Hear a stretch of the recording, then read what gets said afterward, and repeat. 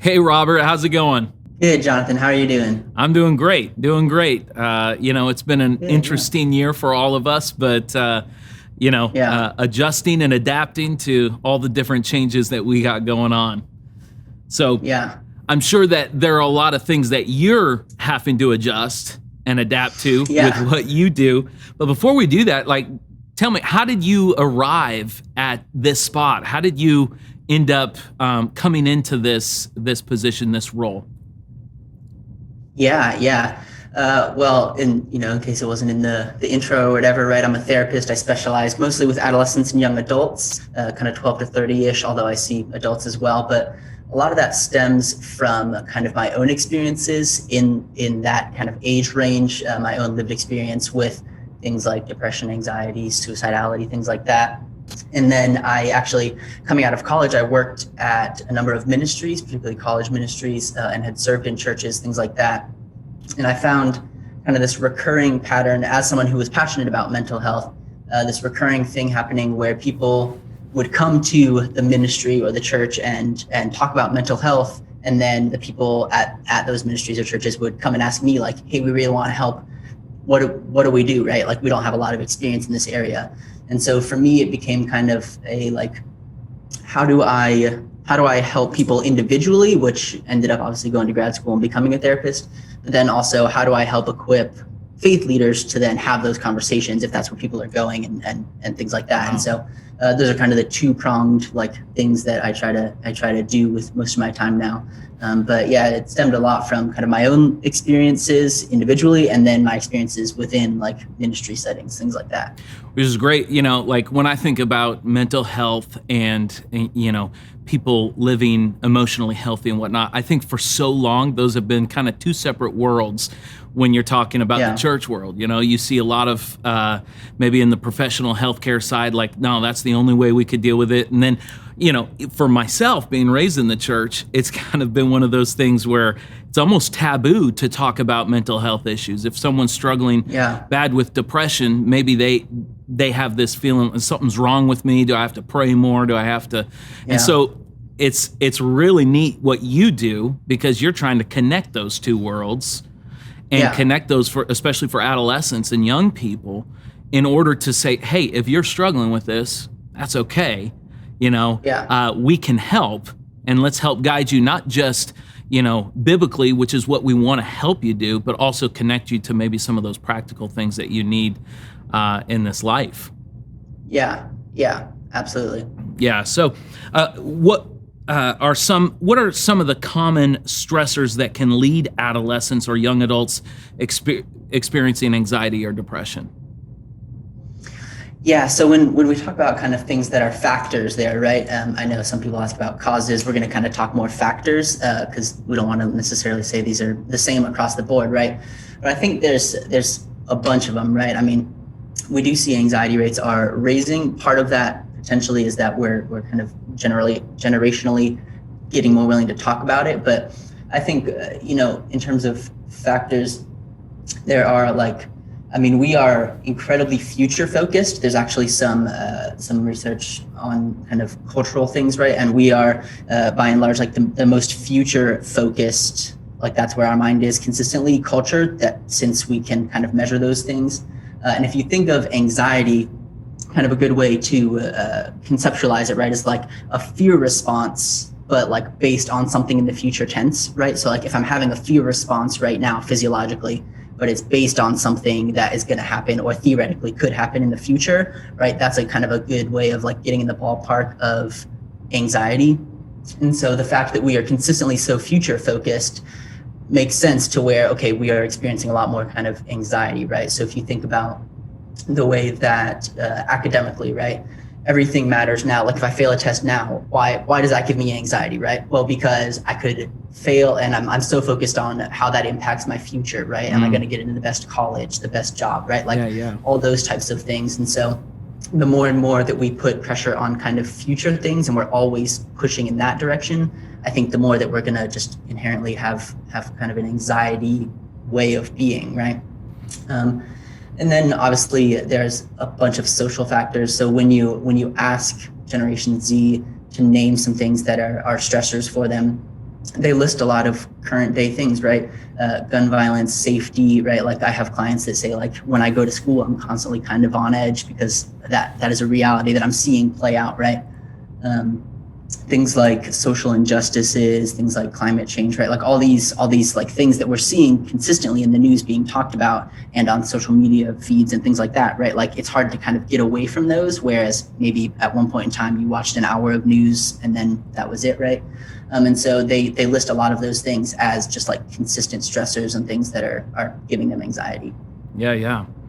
I'm a father of 4 daughters. My 2 oldest are 16 and 13 years old, and even the stressors that they deal with just on a regular basis, I think it's easy as a parent to just think, and maybe put myself, well, when I was your age, X, Y, and Z. Yeah. But the reality, I had a conversation with my oldest yesterday about just messages that were taking place on private boards in her school and things that they have to deal with that are just at a whole different level. So just set aside all of the events that we've seen unfold in 2020. What are some ways that parents can help their teenage children and their adolescent children through some of those stressors, through some of those things, and handling those day-to-day things as a parent? Yeah, I think it all has to start with the way that we can, like, our ability to navigate our own emotions healthily, right? Like, so that we can model that, because as much as we tell our teenagers, or, whether, depending on if it's your kids or who you're leading or things, right? As much as we tell them, hey, here's how you would deal with that, things, right? The way that they see that unfolding in the way that we respond kind of makes this implicit, like, oh, that's how I deal with it, right? So getting a kind of a good grip on like how we deal with our own emotions healthily, and also that matters so that we can validate their emotional experience as opposed to like needing to fix or solve it, right? So here's an example. Someone, one of your daughters comes home and says, hey, I'm so upset because I got in this fight and now my friends all hate me and I have no friends, right? There's an instinct there to say, oh, no, that's not, like, I'm sure it'll be fine. I'm sure, right? Like, and what that does, although it comes from a good place, what that communicates is like, hey, your experience is kind of not valid, right? I'm trying to like kind of fix it or solve it. And potentially some of that comes from like my own need to like fix what's happening, right? Like, I'm uncomfortable with you being upset, right? Which has to do with me internally. And so if we can say, hey, I can kind of deal with my own things. I can sit with you in being upset and I can validate the emotional experience, right? Now we can pull apart the emotions and the thoughts. And so I'm not necessarily going to validate my friends all hate me. That's not a feeling, that's a thought, right? But I know what it feels like to be hurt or to feel lonely or to be upset, right? Like, and I can empathize with those and say, hey, that sounds really hard, right? Like, I can validate that part of it. And then without me having to like jump in and fix and solve it, right? That gives them the experience of, I can navigate this unpleasant experience emotionally, like I can navigate it and learn that it's survivable because it does pass, right? Emotions come in waves. And potentially I can kind of think through what are the best next steps, things like that, as opposed to, okay, my parent is jumping in and saving me every time or trying to convince me, right? Like those types of things. No, that's fantastic. I think there's some revelation in that. As parents, you're always trying to fix the issue, and then it's hard to tell. At what place am I? I think a lot of parents might deal with that. Like, at what place am I empathizing, and what place am I enabling?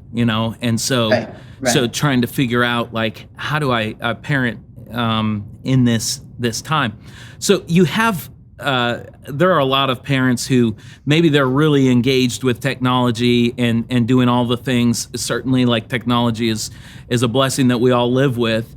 But there are some parents who are like, how much technology for my adolescent is it impacting them, affecting them? Like, how much of their mental health is in a way, I think there are people who are like, hey, I don't allow my kids to watch anything ever, I just go make them plow the ground or whatever it might be. Or I have limits, or there are other parents who maybe they don't have any and their kids all have, the iPads. Right. And there's no real right or wrong way, but maybe there's some wisdom to speak into for a parent to have. How does a parent in today's day and age, dictate what is and what isn't healthy for their kid when it comes to technology? Yeah. Well, I think what I love about what you said is there's no right or wrong way necessarily, right? Because I think it's really easy to kind of lump it in like, oh, all technology is bad, or like, oh, it's these phones are the problem, or social media, right? But what we see kind of across the board is it depends on how you're using it, right? So people that, particularly young people, right, that use social media as a way of maintaining connections and building relationships, things like that, they have a positive kind of interaction with it, and that's a good thing, right? Like social relationships are pretty potentially like the most important thing at that kind of like developing stage, right? But people who kind of passively use it or kind of just scroll through for long periods of time, right? That maybe is not as helpful because I'm not using it to like foster relationships. I'm using it kind of just to distract or numb out or just comparing or, and so what I recommend usually is like to have that conversation, right? Like with your teenager, as opposed to saying, okay, there's kind of some thing that I need to figure out, right? Hey, how is it impacting you, right? Like, do you notice after you use it for a little bit that you feel a certain way, or these sites kind of impact me this way? And how can we talk through that together to kind of enable you to make some good choices, right? So like for me, at one point, probably 2 years ago, I had to really wrestle with that because I grew up like right after there was always phones. And so now it's like this cool thing, right? Like I know I look super young, but I'm 30. But so like I had to go and I turned all my notification, like the push notifications that pop up, off except for phone calls and text messages, right? What that does is I have to choose to go and open my phone to look at things, as opposed to every time somebody responds to a tweet or something, right? Like instead of it constantly going off and I'm having to fight that battle, right? And that's like really helpful for me, but that's just because I kind of noticed that and I experimented and I tried, okay, what happens if I turn it off? Do I feel more at peace, right? How long can I look at certain things, right? Like if I look at certain news feeds for 10 minutes, I have a kind of a grasp on myself of saying, hey, I'm starting to feel the weight of this. Maybe I'm like informed enough and I can step away from it, right? So I think having those conversations, which again involves you also kind of doing the internal work as the parent to say, hey, I'm doing this process too, kind of navigating like, how much does Facebook make me angry? Okay, maybe I don't need to use that as much, right? Like, but having those conversations and helping build in them the skills of evaluation and trying different things to like, see how that impacts them. So that's good. Like walk with them through it, and let them kind of find some of those answers and find some of those boundaries that they keep themselves accountable to themselves, which I like, because I think, as parents, like I said, we like to say, only this amount, or here's a free for all, go for it. But saying, hey, we need you to come up with this critical thinking, and critical decision making. Right. And so because that's what you want, right? Is like for the rest of their life, them to have those skill sets, right? It's kind of the like tying your shoes for you versus helping you, right? Like it's that kind of idea of can I come alongside you and help grow those skills in you, so that you, and plus you're the expert on your experience, right? I don't know how many minutes of Facebook makes you angry. I have no idea. I can't tell that, right? And so us having those conversations together and me kind of leading you in that is probably gonna be pretty helpful. Yeah. So 2020 is like, for mental health, like the perfect storm, right? It's an election year. We're dealing with COVID-19. We're dealing with, certain aspects of social injustice and a lot of issues taking place, and everyone's home for it. My oldest daughter came up with like her boundary is she just doesn't watch political commercials because it riles her up, and that's one of those boundaries, right? Hey, me too. Yeah. So for an adolescent, for parents right now, I mean, like when it came on, their students are now at home with them. They're having to navigate through that. And I think, for some parents, it's hard to get out, what their children are going through, so what are some signs that your child, your adolescent might be struggling with some issues? Yeah. What are some things that parents might be looking for or should be looking for that maybe their child isn't going to say? Yeah. Yeah, I think with adolescence, right, the hard part is there does tend to be kind of this like push and pull, this like fight to get in there. And Yeah. that's because in that developmental stage, right, what you're trying to do is establish independence, right? Like I'm becoming my own human being, right? And so I would say not trying to force it too much, right? But definitely being intentional with that. And then as kind of like a blanket statement, what I always try to say for people is like any noticeable change is worth asking about, right? Hey, it seems like you've been more on edge lately. Hey, it seems like you're not enjoying this lately, right? Like things like that in a non-judgmental way, right? So like, hey, you've been really rude lately. What the heck, right? But like, hey, it seems like your attitude has shifted lately, right? Like what's happened? Like out of a place of curiosity, because at the very worst, what happens is you've told them, I notice enough, like I care enough to notice that things have changed a little bit, and I'm willing to ask about it, even if that's uncomfortable. And even if they say nothing, leave me alone and go to the room, right? They at least know, okay, that space is there. You've created that space. And maybe they come back around and end up Yeah. telling you, right? But maybe they say, oh, you know what? You did notice. Here's what's happening, right? And part of it, I think, part of why I say like not to kind of try and push too much is sometimes we think, oh, they're just not talking to me. They're not, I ask and they say, no, I'm fine. Part of that is for a lot of adolescents, like I don't have the emotional language to like be able to say like I don't know. It's kind of a storm in here and I'm trying to figure it out for myself. Yeah. So maybe it's really hard for me to, if you say what's wrong, I say, well, here's this list and here's how each one is. That's really hard to sort through, right? And so not taking that as like an offense of they're pulling away, but they're trying to figure it out, right? And so it's hard. Sure. One of the things personally that I've dealt with is, when the whole pandemic started, my daughters ask me, Dad, is this serious? I'm like, no, don't worry about it. Everything's going to be fine. And it turns out, it like comes in like a wave, everything shuts down.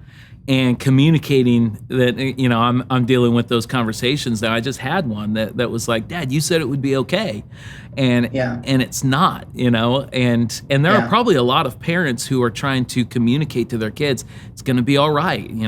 How do we do that most effectively? That's a great question, right? Because there's a lot of uncertainty, just in general, right? And I think for a lot of us, we've been forced into this place of, can I get okay with saying I don't know, like releasing a lot of that control, because a lot of the things that we kind of assumed like this is how the world works suddenly have shifted, right? And so being honest about that within ourselves, right? And that is okay. Like we can't necessarily predict how everything plays out, and that is okay. That's like part of life, and we can kind of sit in that discomfort a little bit. I think again, if we can kind of model that, then it shows, okay, that isn't in itself a crisis, right? Like not having control isn't in itself a crisis, because the reality is that a lot of us don't have, none of us have like complete control over anything, right? And so being okay with that, but then I think processing through and having those hard conversations, not necessarily in terms of like, I have to have the answers, because again, you probably don't. But saying, hey, how is this impacting you, right? Like, what does this make you feel? How are you, oh yeah, here's where I am with it, things like that, right? Sure. Because it's much less about solving it and more about can we kind of process it together, particularly obviously with a focus on helping them process through it. But I think, so much of, I remember growing up, right, you think like, oh, adults all have it together. They like, everyone knows what's going on. And when I get there, I'll know. And then you grow up and you're like, oh no, I have no idea what's happening, right? Like, and that's a wild feeling, but like, helping them know there are things kind of outside our control. We're going to take the steps we can, right? Which is the other part. What is within our control, and how can we take steps with that? So it's in our control how safe we are when we go out in public, right? How often we do that, how, the choices we're making, and can we be really intentional with those? And then the things that are outside of our control, we kind of say, I don't know, and that's okay, even if that's uncomfortable for us. No, that's good. Robert, I love what you do because a lot of what the church has been, even for myself growing up, it's been very one dimensional, and it's good that we point people to Christ, with what we believe in our faith. But there are people who struggle with mental health issues, and I have at times as well. And it's hard to process those things. It's hard to go through those things, especially for younger people. Is there the questions like, what's wrong with me? All those things that come in. And during this season, that's only intensified, I'm sure. So what are some practical resources, for people, and especially if any young people are watching, adolescents, people going through those questions? We've seen that the teen suicide rate is increased, and those types of things that are obviously concerning, and we want to let people know that we can help. What are some ways that they can, what are some practical things they can turn to or do during this time if they're facing that? Yeah, I mean, I think obviously, hopefully they're surrounded by a community of people who are willing to engage in those conversations, whether it's family or church or things like that. I think obviously there are online resources. Now, obviously with that, you kind of want to say, okay, let's make sure that these are good resources because anybody can put anything. But, national organizations like Mental Health America or the National Institute for Mental Health or the National Association on Mental Illness, right? Like any of those types of places have pages and pages and pages of information. And even if it just says, here's kind of what anxiety looks like, and you read that and you say, oh, okay, that's not just me, right? Sometimes that's helpful. But things like that I think can be really helpful. Or following, I know there's like a really interesting trend right now where therapists have like these massive platforms on Instagram. There's like therapists that have really built that out, who put out, little things each day that are just little reminders, little things, and finding things like that you find helpful, that you say, oh, part of me resonates with this, and let me, not that that's going to be my only thing, because we also need we need community that actually knows us, that's reciprocal, right? But those things can help. And so I think some combination of those two things, and then, a lot of, if you're at the point where you say, hey, I think actually, I could use to talk to a therapist or something like that. A lot of therapists right now are doing virtual, right? All my sessions right now are virtual, and are kind of working with fees, things like that, because we're in such a weird time. And so something like that is always an option. When someone's going through this, I think what's important, is that they understand they're not alone, right? I think that's probably really hard for people to go like, man, I'm struggling with mental health because, I can't. That's not, I should have it all together. But just to know, like, hey, none of us do. You're not alone in this. You're not alone in this. Robert, particularly in a moment where, particularly in a moment where we all are feeling kind of more isolation than normal, right? Like I can't go out and see people. And even when I go to the grocery store, I'm like, how far can I stay away from people, right? Sure. Isolation is certainly like compounded right now. And like I mentioned, for adolescents and young adults, right, the social component is stronger, particularly in like how that resonates in their brain and things like that, than it is later in life. And so it's like particularly important, which is really hard, That's a great point. That is a great point. That isolation, we're meant to live life in community, and we're being encouraged to, it's kind of this quasi community aspect. It's like, hey, we're together. Like even right here, over technology we're seeing, but we have to figure out what those points are of connection so that we're not isolated. That's great stuff. Robert, it's been a pleasure talking with you. If people want to find out more information about you, your ministry, where do they go? Yeah, well, thank you for having me on. It's an absolute honor to come on and have these conversations. If anyone wants to find me, it's pretty easy. You just go to robert-vore.com, and there's links there that go to anything that I do. So that's probably the easiest way to go. That's fantastic. Well, hey, as a church, as a parent, we just want to keep encouraging you to do what you're doing, and just praying for you, praying God's blessings upon you and wisdom and all the things that are ahead. So I appreciate it, Robert. Absolutely. Thank you. You have a great day. You too.